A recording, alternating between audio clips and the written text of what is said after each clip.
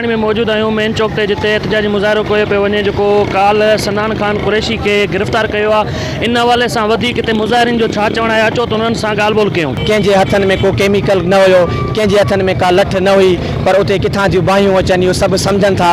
इहा सभु असां सम्झूं था त सोचियल सम्झियल साज़िश आहे। अॼु सिंधी असीं सभु गॾु थिया मिठाणी चौक ते चटरबंदपुर अमन एहतजाज कयो आहे, जिन में असांजी पहिरीं डिमांड आहे त असांजे शहीद बशीर कुरैशी जे फर्ज़ंद पगदार पुट सनान खान कुरैशी खे आज़ादु कयो। डॉक्टर कादर मक्सी सैयद जलाल मोहम्मद साहिब सिंध बार काउंसिल जे मेंबर एडवोकेट सिजाद हुसैन चांडी ते कूड़ी जेका FIR कई वई आहे जी असां मज़म्मत कयूं था।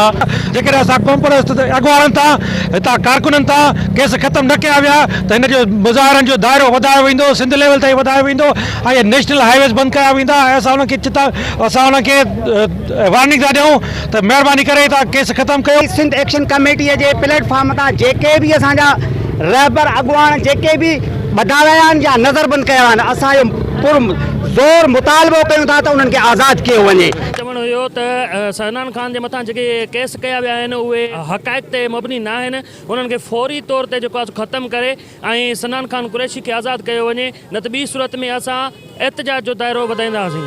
कैमरामैन शहज़ाद अली सां गॾु ज़वार हुसैन चांडियो, सिंध TV न्यूज़ मिठाणी।